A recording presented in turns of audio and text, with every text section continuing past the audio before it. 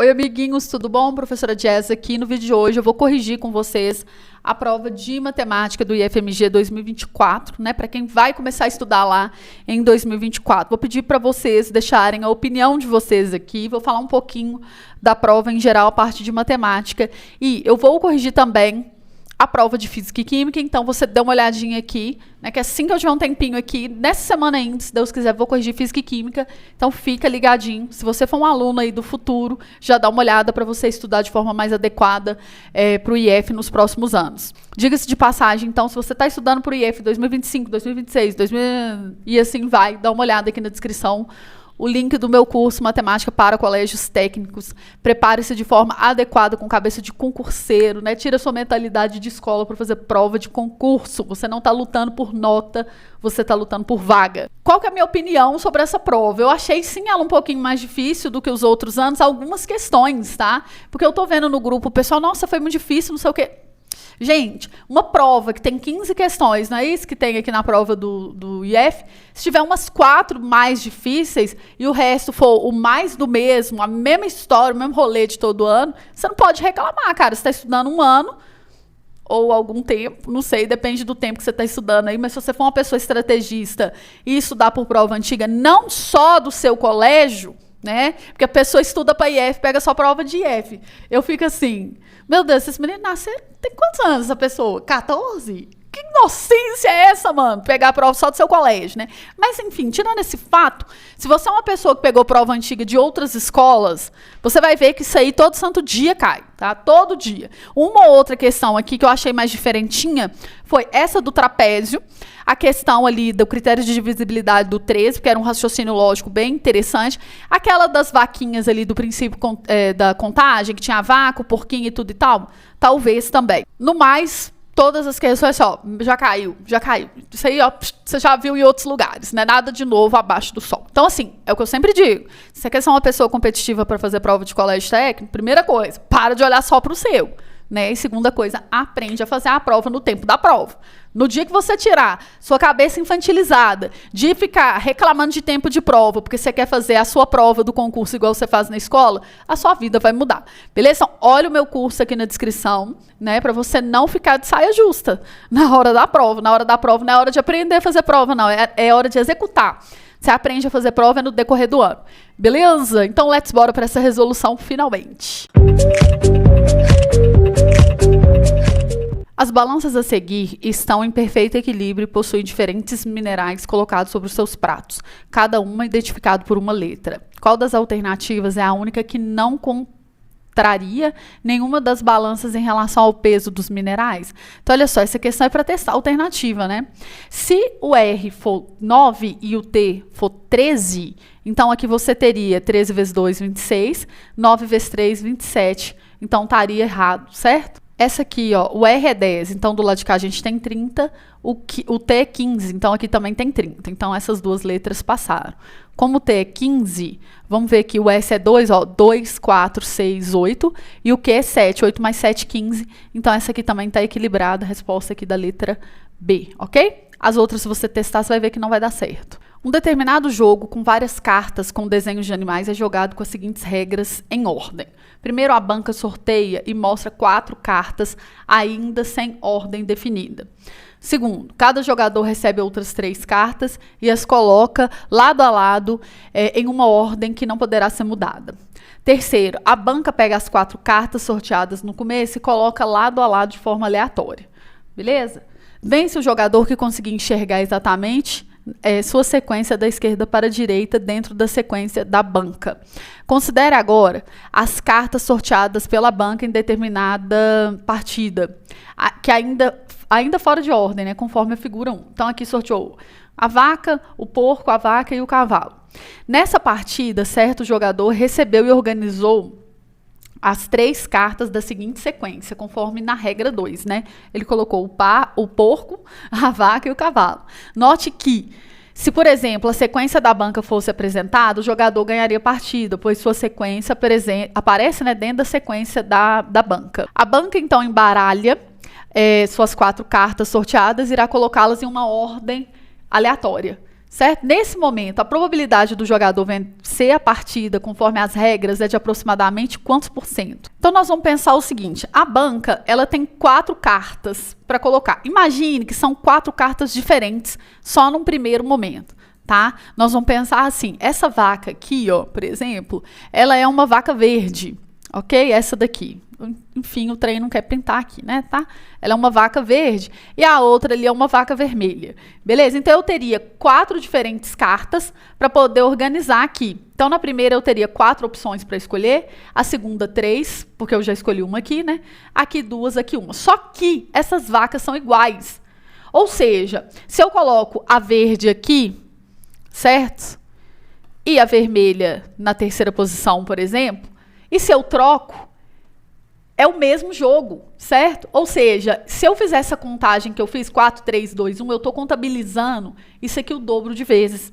Então, o que que eu vou fazer? Eu vou dividir por 2 aquilo ali para eu contabilizar adequadamente as possibilidades de organização da banca. Então, 4 vezes 3, 12, vezes 2, 24, vezes 1, 24. Divido por 2 por causa das permutações. Eu não sei se vocês já estudam com os nomes de ensino médio, mas essa troca entre os elementos chama permutação. Então, por causa das permutações entre os elementos, eu divido por 2 e vai dar 12. Então, a banca ela tem 12 formas diferentes de organizar isso aí. E você pode ganhar de 2 formas. Como? Se você pegar a sequência aqui correta ou se a sua sequência estiver aqui correta. Então, você tem 2 chances em 12. Ok? 2 são os casos favoráveis e 12 são as possibilidades da banca. Beleza? Então, aqui nós temos 1 em 6. Se você divide 1 por 6, dá exatamente, ó, 16%. Então, você vai andar 2 casas com a vírgula, vai ficar 16,66, né? Que é aproximadamente 17 aqui, resposta da letra C. Próximo à realização de uma eleição presidencial no Brasil, é muito comum serem realizadas pesquisas de intenção de voto, com a finalidade de identificar uma tendência no momento sobre a preferência dos eleitores, né? Sobre esse tipo de pesquisa, estatística, classifica como VOF. É realizada através de um censo considerando toda a população brasileira. Gente, que absurdo, né? Claro que não. Você não consegue fazer uma pesquisa com toda a população. Então, a primeira, obviamente, é falsa. E aí você anula essas aqui. Ok? Pode ser feita... Olha só a palavra. Pode. Tá vendo como que é mais humilde do que tem que ser feita? Necessariamente, sempre é feita. Através de uma amostra casual, simples, selecionando aleatoriamente alguns indivíduos da população. Sim, pode ser feita dessa forma, claro. Ok? É realizada considerando estratos de ordem econômica, mantendo uma proporção de cada faixa de renda da amostra em relação à população. Claro, né? Por quê? Porque uma faixa econômica da população tem uma tendência, vamos supor, a votar num candidato X ou num candidato Y. Então, na hora de fazer a pesquisa, eles fazem a pesquisa analisando essa proporção, né? Imagina, a maioria da população é pobre e só uma minoria, pequeno mesmo, é rico. Como é que você vai fazer a mesma quantidade de gente pobre e rica para fazer sua pesquisa, sendo que isso não faz sentido na população do país? Então, eles já analisam essa proporção para ser uma pesquisa, digamos assim, mais eficiente no resultado, né? Então, essa daqui é verdadeira. E a quarta, se realizada apenas nas capitais dos estados, será mais precisa? É claro que não. Aqui, ó, vai de encontro com a própria ideia que eu falei. Ela tem que ser feita de forma proporcional. Talvez as capitais, as pessoas tenham um poder aquisitivo maior, por exemplo, e tendem a votar num candidato. E isso não é ilustrativo para a população inteira. Então, aqui, ó, F, V, V, F, resposta aqui da letra A. Beleza? O espaço é grande, grande mesmo. Não dá para acreditar o quanto ele é deslumbrantemente, inconcebivelmente, estonteantemente grande. Você pode achar que a sua casa até a farmácia é longe, mas isso não é nada em comparação com o espaço. Essa frase ajuda a entender por que devemos usar unidades de medidas de comprimentos diferentes das usuais para medir distâncias no espaço. Uma delas é a unidade astronômica UA, que corresponde à distância entre a Terra e o Sol, e equivale a 1,5 milhões de quilômetros. Olha só, 1,5 milhões tem 6 zeros. Então, é 1,5 vezes 10 elevado à sexta km. Beleza? Outra distância é a distância lunar, né? que corresponde à distância entre a Terra e a Lua e equivale a 384 mil quilômetros. Olha só, o 1000 tem 3 zeros. Então, 384 mil você pode escrever como 384 vezes 10 a terceira quilômetros. É claro, se você quisesse pôr todos os zeros, vai dar na mesma, tá? A distância entre a Terra e a Lua, medida em UA, é igual a quanto aproximadamente? Então, aqui você vai colocar assim, ó, 1,5 vezes 10 a sexta quilômetro é 1 UA. Então, isso aqui, que é a distância entre a Terra e a Lua, é x. Você vai multiplicar cruzado? Presta atenção na jogada que eu vou fazer. Esse camarada vai multiplicar com esse. Então, esse número aqui vai ficar aqui, certo? Igual a 384 vezes 10 a terceira vezes 1. Então, esse 384 vezes 10 a terceira vai vir para cá, ó. Como tá tudo em quilômetro, não precisa escrever esse quilômetro. E esse carinha aqui, ó, ele ia ficar aqui. Então, eu já vou passar para cá dividindo de uma vez para não encher linguiça, certo? Se você já tivesse percebido que era só dividir, você não precisava nem ter feito a regra de 3, tá? Mas, enfim, para ficar mais, assim, digamos, visível para vocês, eu fiz aqui por regra de 3, beleza? Olha só uma coisa aqui que eu posso fazer. Eu posso dividir 10 a sexta por 10 a terceira, que vai dar 10 a terceira aqui embaixo. Ou então 10 a menos 3 em cima, porque eu subtraio, né? Ó, 3 menos 6 vai dar 10 a menos 3 em cima. É a mesma coisa que 10 a 3 embaixo, porque quando está embaixo, você quer passar para cima, você troca o expoente, né? O sinalzinho do expoente. E aí eu vou dividir 384 por 1,5, certo? Olha só, se fosse 300 por 1,5, ia dar 200 nessa ordem, né? Pois é. Aí aqui, então, eu já tenho que ir com essa malandragem. Não chega a dar 300 ou 3 ou qualquer coisa na ordem de grandeza começando com 3, entendeu? Vai dar 2 esse número aqui. 2 e uns quebrados. Então, olha só. 384, se eu divido por 1,5, vai dar 256. Certo? É claro, você vai fazer essa conta no cantinho aí do seu jeito. Beleza? Aí você vai andar 3 casas com a vírgula, porque um 10 a menos 3 aqui é andar 3 casas com a vírgula para trás. Então, 1, 2, 3, o zero vai parar aqui, né? Vai ficar 0,256, resposta da letra B. Eu vi gente falando que essa questão tinha que ser anulada. Eu tô assim, uai, por que uma questão simples dessa? De regra de 3 simples, gente? Pelo amor de Deus, né? Vão parar de reclamar de barriga cheia, tá?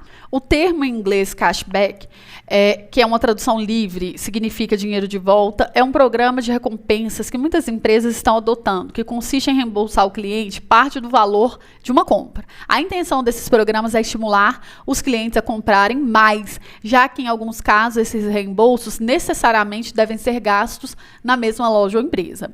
A Manaus, uma grande loja de venda online, oferece um programa de cashback para a compra do novo smartphone da marca tal lá, no valor de R$ 1.200, com 2 opções. Ou você compra ele com 3% de desconto à vista, né?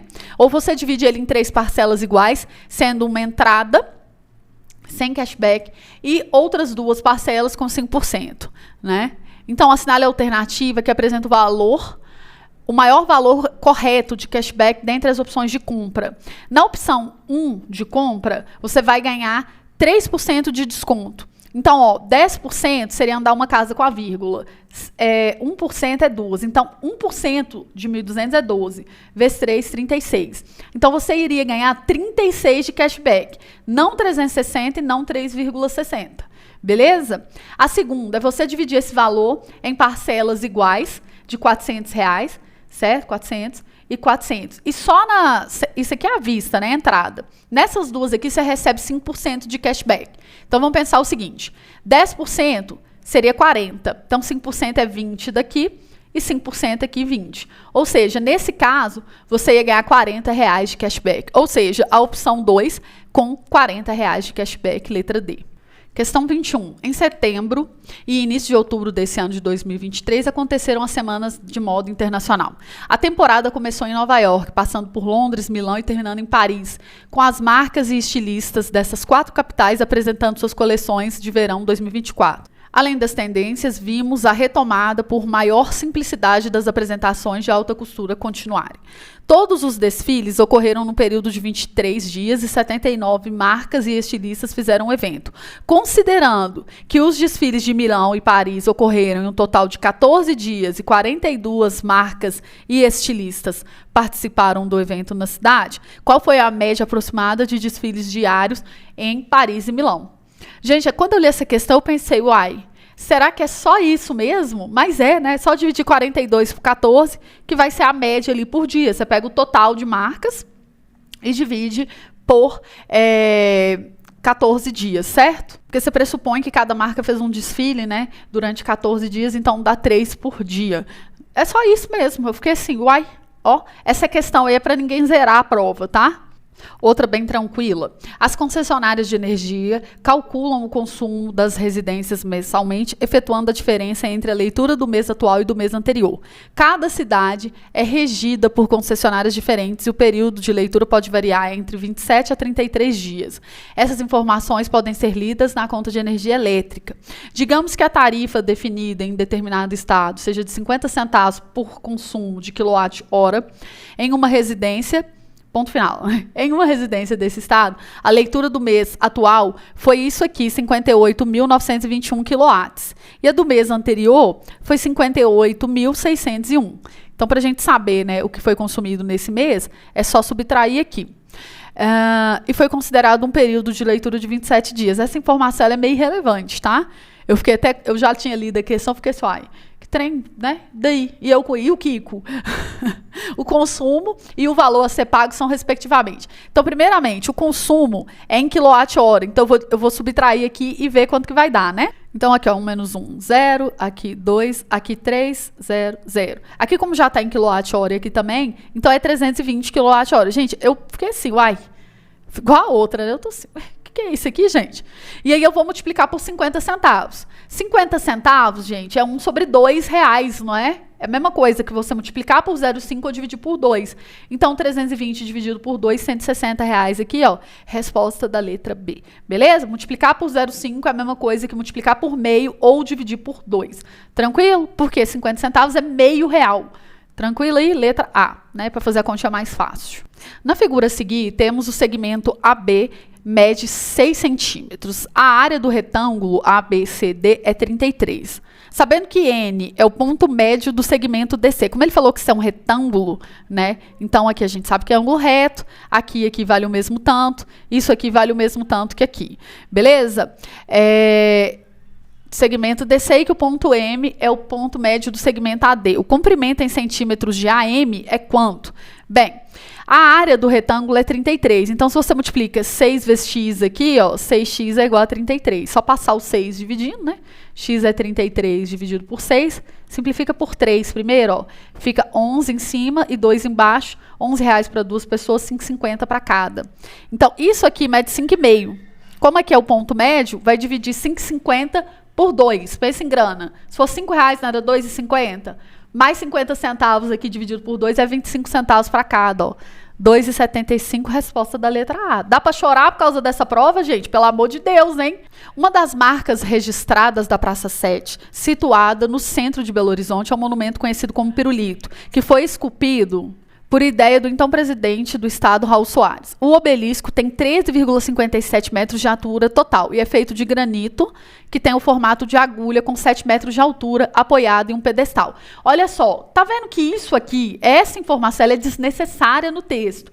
A prova, ela apresenta muitos textos, igual aquele lá, negócio de 27 dias. Quem te perguntou, né? Então, assim, cuidado. Tá? A peça foi desenhada pelo arquiteto Antônio Rego e construído pelo engenheiro Antônio Gonçalves Gravatá, proprietário da pedreira em Betim, olha só, Betim, onde foram extraídas as pedras utilizadas na construção do marco. Eu não sabia dessa, amiguinhos. Um pássaro voou em linha reta do topo do pirulito até determinado ponto X no chão. A distância do centro da base do obelisco ao ponto X é 13,29. Qual foi a distância aproximada em metros percorrida por esse pássaro? Então, olha só, o pássaro estava aqui no topo do pirulito e aí ele voou até um ponto X no chão, que estava 13,29 metros de distância horizontal, certo? Ele não te deu os ângulos disso aqui, nem nada, mas olha só para você ver. Você poderia fazer um teorema de Pitágoras? Poderia, mas olha a distância, gente, das respostas, né? Se isso aqui fosse 13 uns quebrado, aqui o mesmo valor, a hipotenusa não ia ser x raiz de 2, quando aqui é x, aqui não é x raiz de 2? Então, é só multiplicar qualquer um desses 13. Aqui 13 uns quebrados, multiplica 13, tá? Por 1,4, ok? 13 por 1,4. Você vai ter um valor aí aproximado, porque olha a diferença entre as alternativas, ó.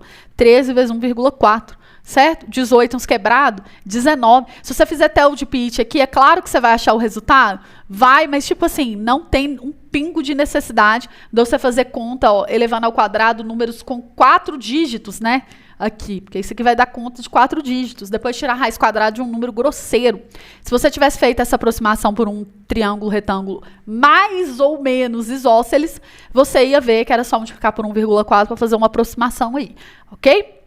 Seja Z um número real maior que 1. Então, essa expressão aí equivale a quanto? Bem, olha só, quando você tem uma raiz cúbica e uma raiz quadrada, é como se você tivesse uma raiz sexta. É só multiplicar aqui esse 3 por esse 2 e eliminar, né, o símbolo do radical duplicado, digamos assim. Então, eu vou fazer isso aqui, ó. Eu multipliquei 3 vezes 2, tem um 2 embutido aqui. Ficou 6. E aí eu tiro, ó, esse radical. Então, fica a raiz sexta de Z à oitava.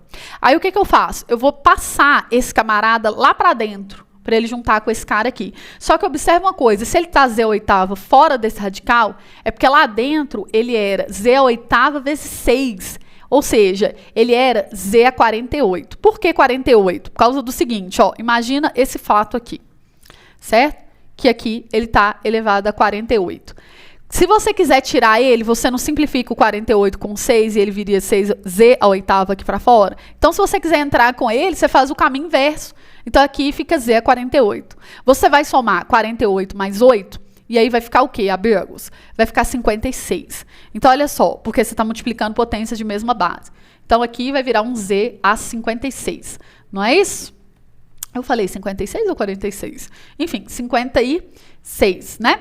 Então, aqui, o que a gente pode fazer? Multiplicar, né? Aqui o 7 vezes 6, que vai virar 42 também. Então, você vai pausando o vídeo aí, se você estiver fazendo para corrigir, tá? Eu apaguei o 6 aqui, que eu já vou multiplicar, já vou pôr um 42 aqui, né? Privilégios de fazer pelo computador, né? E aí, aqui, a gente vai ter a seguinte coisa, ó. A gente vai transformar isso aqui em expoente fracionário. Então, esse aqui é Z a 56,42, dividido por Z elevado a 1/3, certo? Z elevado a 1/3. Eu poderia simplificar aqui por 7? Poderia, ia ficar 8/6, né? Poderia simplificar por 14, na verdade. Eu vou fazer isso aqui agora, ó. Agora que eu tenho uma divisão de potência de mesma base, que é o Z, eu vou subtrair os expoentes. Então, vai ficar 56 sobre 42 menos 1/3. Só que eu vou simplificar 56 e 42, ambos por 14. Porque, ó, 14 mais 14, 28. 28 mais 28, 56. E 42 é 14 vezes 3. A gente acabou de fazer essa continha ali na questão da moda de Milão e Paris. Beleza? Então, aqui, ó, dividindo por 14. Em cima da 4, aqui dá 3. Então, vai ficar 4/3 menos 1/3, que é igual a 3/3, que é igual a 1. Ou seja, isso aqui é simplesmente Z elevado a 1, que é a resposta da letra C. Beleza? Sem muitos problemas, para quem treinou um pouquinho aí propriedade de potência. Inclusive, se você tiver capenga, eu vou deixar um vídeo aqui para você assistir para estudar para as provas no futuro, beleza? Essa questão aqui é comunzérrima, vive caindo em prova.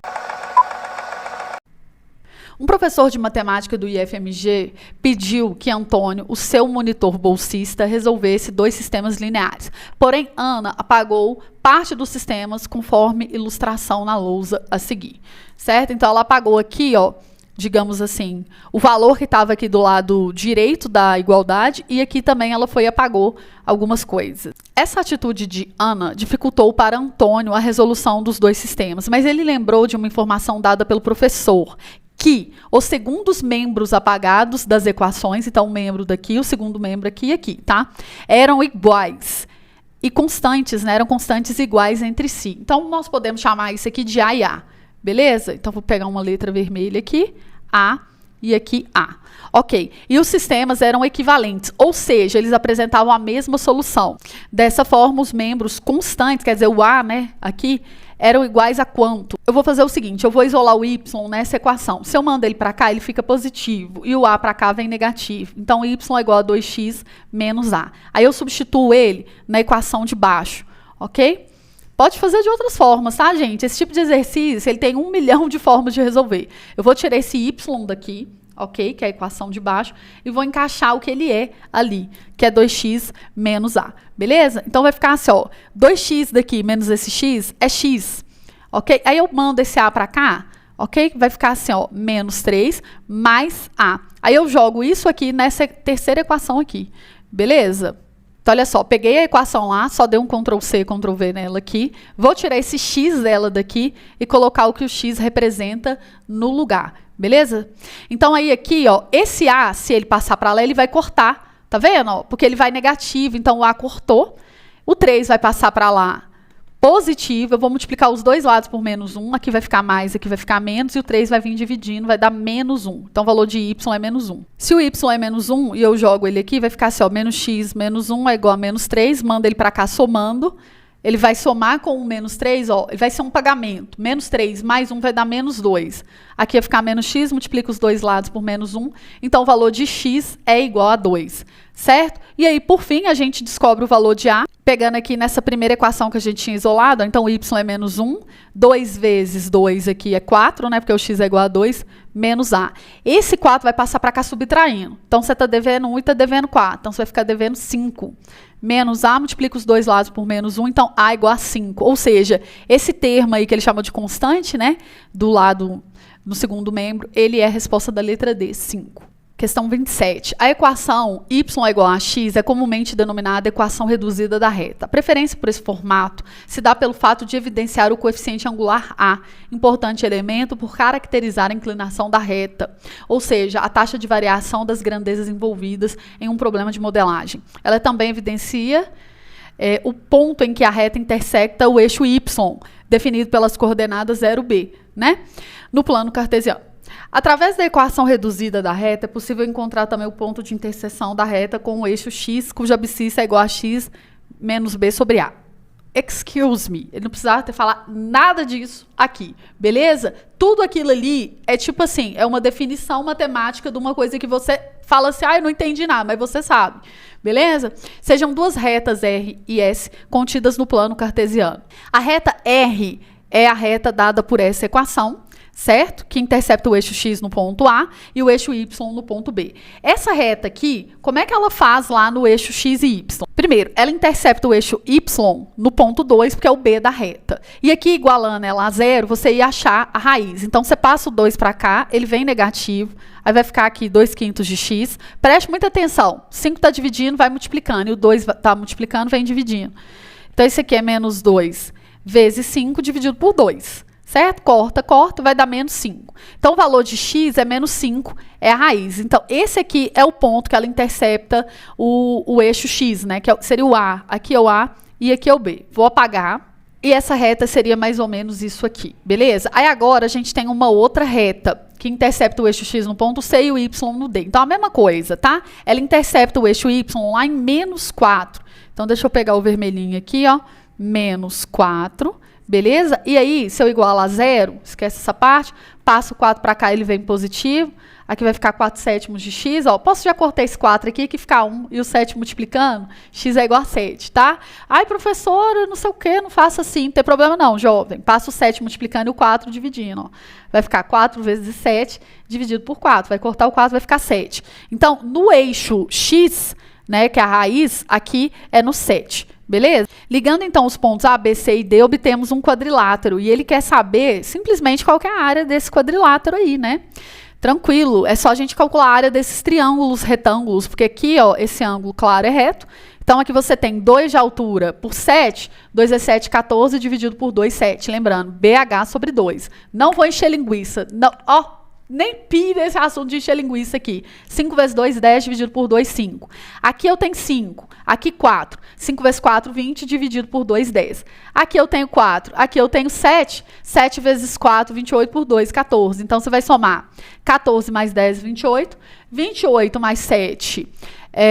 Desculpa, 14 mais 10, 24. Desculpa. 24 mais 7. 31 mais 6, 5, 36, né? Resposta da letra A aqui, beleza? É claro que você poderia fazer isso aqui como base e isso aqui como altura, e esse aqui também como base e só isso aqui como altura. Tanto faz, tá? Todos os caminhos levam ao mesmo lugar. Na hora da prova, eu acredito que vocês não iam ficar fazendo isso, né? 7 vezes 2 dividido por 2, mais 5 vezes 2 dividido por 2. Pelo amor de Deus, né, gente? Tempo é grana em prova, né? Senão o povo reclama, mas no fim da prova não dava para eu marcar o gabarito. Ah, mas a prova do IF, ela não é tão rápida assim, não tem problema. Adapte-se à velocidade de fazer prova, porque você não vai fazer só IF, né? Claro, você vai fazer outras provas e as outras provas o tempo é mais apertado. Então, sim, nós vamos fazer mais rápido. Essa questão número 28, ela tem um trapézio retângulo com diagonais perpendiculares. E ele dá uns valores aqui e pede que você calcule esse lado BC. O trapézio retângulo ABCD, representado na figura ao lado, tem a base maior medindo 16 centímetros e a base menor medindo 4 centímetros. Vamos anotar isso? Aqui, essa base aqui é 4 centímetros e essa aqui é 16 centímetros. Conforme a figura, as diagonais AC e BD interceptam-se no ponto E, formando um ângulo de 90 graus. A medida do segmento BC em centímetros é BC, esse segmento aqui.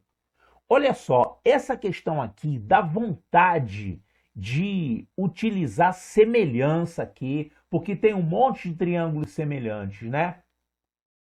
Esse triângulo aqui é semelhante a esse de cima e ambos vão ser semelhantes a esse aqui. Então você pode utilizar semelhança aqui, só que isso vai dar muita volta, vai dar muita conta. Eu vou mostrar um jeito mais rápido de resolver essa questão. Então vamos ver a resolução. Foi dado que a base menor é 4 e a base maior é 16. Não sabemos a altura ainda. E foi pedido isso aqui, essa medida BC.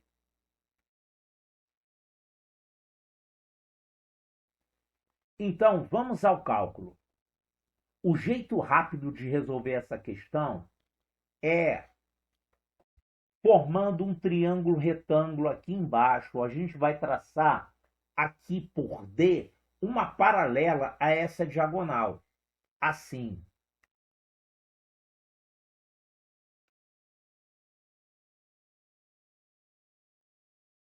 E como foi traçada uma paralela a essa diagonal aqui,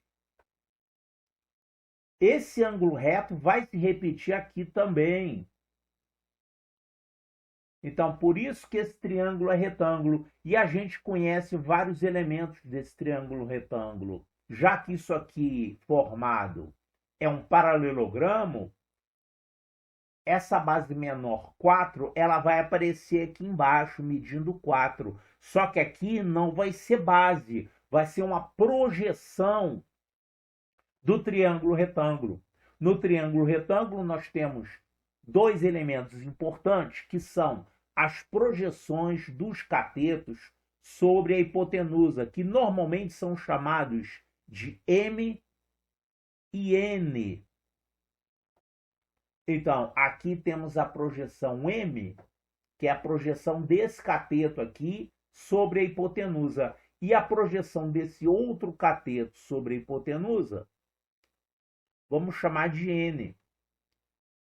Como aqui é a altura, nós podemos utilizar a fórmula já bem conhecida das relações métricas no triângulo retângulo, que é essa aqui, h ao quadrado é igual a m vezes n. E com isso, nós temos a altura desse triângulo retângulo, que também vai ser igual à altura do trapézio. Como essas projeções valem 4 e 16, vamos ter que h ao quadrado é igual a 4 vezes 16. 4 vezes 16 dá 64. Então, h ao quadrado é 64. Então, h vale 8. Então, descobrimos o valor da altura. 8 centímetros.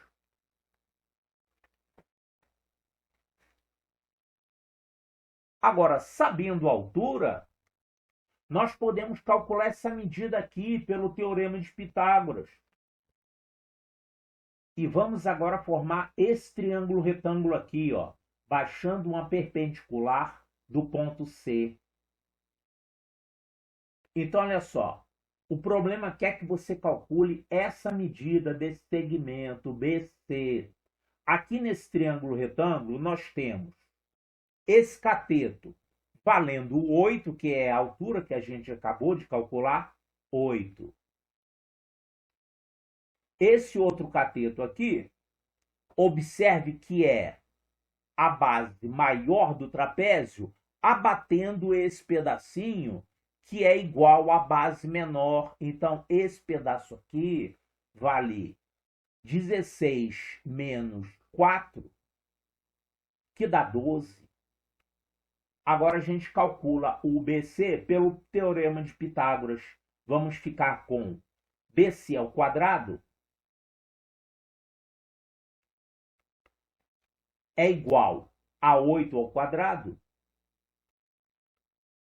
mais 12 ao quadrado. Aí você vai fazer uma continha aqui com o Teorema de Pitágoras. Ou então, se preferir, pode fazer de um jeito mais rápido. Eu vou escrever esse 8 como sendo 2 vezes 4.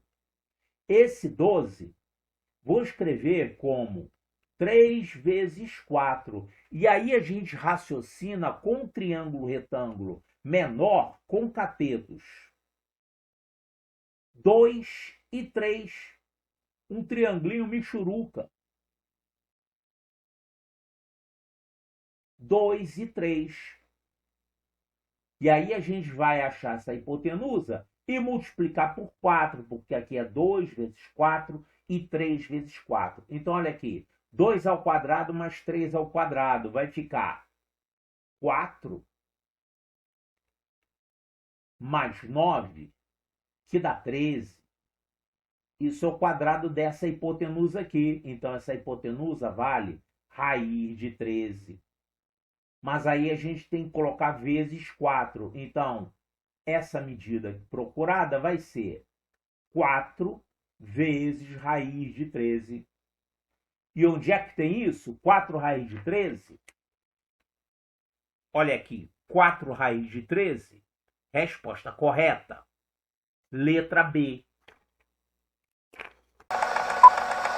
Mais uma de textão, mas eu achei essa questão bem legal, tá? Atualmente, os livros didáticos deixaram de abordar diversos critérios de divisibilidade envolvendo números primos, como são os casos dos critérios de divisibilidade do 7, do 13, do 17, 29, assim vai, tá? Eu tenho até um vídeo que eu vou deixar linkado aqui, que eu explico os critérios de divisibilidade. Eu explico do 7 e do 11, que, né, não tem sido muito falado. Agora, de fato, números maiores aqui, né, você vai ficar decorando muita coisa. Então, assim, eu até vou passar um pano aqui para esse fato, tá? Uma curiosidade é que todos esses critérios citados acima, envolvendo esses números primos, apresentam regras distintas e algumas bastante parecidas com as apresentadas a seguir. A divisibilidade do 7 é só a gente fazer o seguinte, ó, um número é divisível por 7, subtrairmos desse número sem o algarismo da primeira ordem, pelo dobro desse algarismo de primeira ordem e resultar num número divisível por 7. Caso ainda não seja suficiente identificar, a gente faz o processo novamente, né? Por exemplo, 203, o que você vai fazer? Você pega aqui, ó, o número 3 do 203, multiplica ele por 2, vai dar 6. Aí você faz 20, que é o que sobrou, menos 6, dá 14, 14 é divisível por 7. Beleza. A divisibilidade do 13. Um número é divisível por 13 se ao somarmos esse número sem o algarismo da primeira ordem com o quádruplo desse algarismo de primeira ordem, resultar no número divisível por 13. Caso ainda não seja suficiente, você tem que repetir o processo. Por exemplo, 624. O que você vai fazer, que está explicando aqui? Você vai pegar esse número e multiplicar por 4. Então, vai dar 16. Então, você vai pegar 62 mais 16 e vai dar 78. Beleza? Observe que a diferença desse aqui é que aqui você subtrai, né? E esse aqui você soma, ok? E aí ou você sabe que 78 é divisível por 13, ou então você repete o processo aqui, né? Que vai dar 39 e assim vai. Beleza, então você lê o texto, né? É é o que eu sempre falo, tem algumas questões que são puramente de interpretação de texto, porque você não deveria ou não precisaria saber esse critério. Ele está te ensinando aqui na hora da prova, certo? Essa regra também ocorre para critérios de divisibilidade de outros números. Sabendo que um número inteiro, que é esse aqui, ó, A54.321, 54321, formado por 6 algarismos do sistema de numeração é divisível por 13, então o algarismo de A é o quê ali? Muito boa essa questão, viu? Parabéns para quem bolou ela. Eu vou pegar este número aqui, certo? E eu vou somar pelo quádruplo de 1, ok? Que é exatamente o que falou aqui. Você pega o número, o corpo do número sem o algarismo da unidade, que é a primeira ordem, e esse aqui você vai multiplicar ele por 4 e vai somar. Então, eu vou multiplicar por 4, vai dar 4, e aí eu vou somar aqui, ó. Então, vai ficar A5436. E vou repetir o processo. Eu vou pegar o corpo aqui sem o algarismo da unidade, ok? E vou multiplicar esse algarismo aqui por 4 e vou somar. Vai dar 24, ok? Então, aqui 24 e vou somar. Aí vai dar 765A. Vou fazer a mesma coisa. Vou pegar aqui sem o 7, ok? Vou pegar o 7, que é o algarismo da primeira ordem, multiplicar por 4 vai dar 28 e vou somar. Então, aqui vai ficar 28 e aí eu vou somar, beleza? Então, aqui vai dar 14, vai 1, 4, 8 a 84. Finalmente, né? Eu vou pegar essa parte, ok? Ali deu 16, né? O algarismo aqui multiplicado por 4 e vou somar. Quando eu somar, aí que vai estar o lance, ó. 8 mais 6, 14, vai 1. E aqui eu vou ficar com A mais 1 mais 1, ok? Então, esse número que vai dar o resultado aqui embaixo, ele é divisível por 13, porque foi isso que o texto falou para nós. Então, vamos pensar assim, ó, 13. Eu vou multiplicar por quanto aqui que o último dígito vai ser 4? Tem que ser 8, concorda comigo? Ó, porque 3 vezes 8 é 24, não é? Se você multiplicar por outro número, vai terminar em 4? Olha só, não, né? Porque na tabuada do 3 aqui, pensando só no algarismo da unidade, vai ter que ser 3 vezes 8, 24. Então, aqui, ó, e aqui como o número vai ser ou de 2 ou de 3 dígitos, né? Então, aqui foi 2, ó. 8 vezes 1. 8 vezes 1, 8, mais 2, 104. Então, 104 é divisível por 13. Então, essa soma aqui, ó, ela vai dar 104. Então, este A, ele tem que ser 8, porque 8 mais 1, 9, mais 1, 10. Então, o A é igual a 8. É uma questão de raciocínio lógico, né? E aí, agora, como se não bastasse, a gente ainda tem que interpretar a resposta ali, né? Digamos assim, as alternativas. É um número ímpar? Não. Quadrado perfeito? Não. É um número que tem uma quantidade de divisores... uma quantidade par de divisores. Olha só, quem tem quantidade par de divisores são números quadrados, não são quadrados perfeitos. Porque os números quadrados perfeitos, eles têm uma quantidade ímpar de divisores positivos. Eu já falei isso várias vezes com vocês. Então, olha só para você ver. A resposta da letra B e da letra D significam a mesma coisa. Porque se o número é quadrado perfeito, ele tem uma quantidade ímpar de divisores. Tá? Mas o 8, ele tem uma quantidade par, porque ele não é quadrado perfeito. Quais são os divisores? O 1, o 2, o 4 e o próprio 8. Então, esse número apresenta uma quantidade par de divisores positivos, resposta da letra C. Preste atenção aqui, por exemplo, no número quadrado perfeito, 4. Quais são os divisores de 4? 1, 2 e 4. É uma quantidade ímpar, certo? 16, que é quadrado perfeito. 1, 2, 4... 8 e 16, tá vendo? São 5 divisores. O número 25, ele tem 1, 5 e 25, é uma quantidade ímpar de divisores. Então, às vezes, isso aqui é abordado.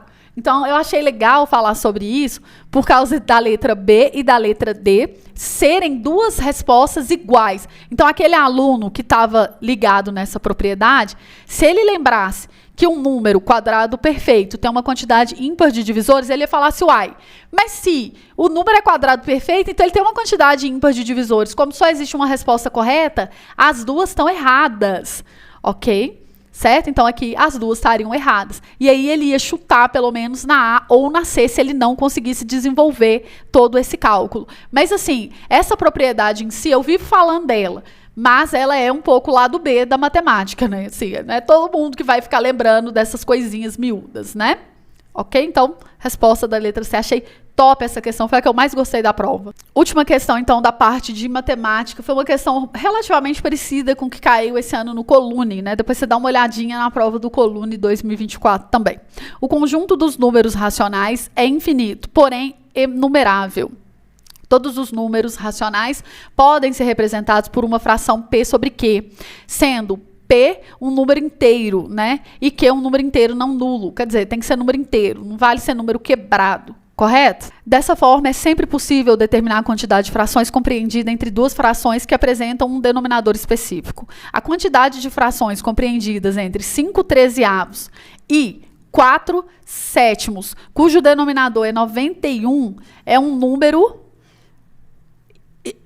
E o numerador é um número par, é quanto, né? Então, olha só. Está entre esses dois números aqui. Ele já falou que quer o denominador 91 e 13 vezes 7 é 91, né? Então, se você multiplicar aqui, ó, 5 vezes 7, 35 e 13 vezes 4, 26, 52, as frações com o denominador 91 são essas. Então, você vai pensar o seguinte, eu quero que o numerador seja um número par entre esses números. Só isso, porque todas vão ter denominador 91, certo? Você está em 35, 91 avos, o que eu fiz? Multipliquei cruzado.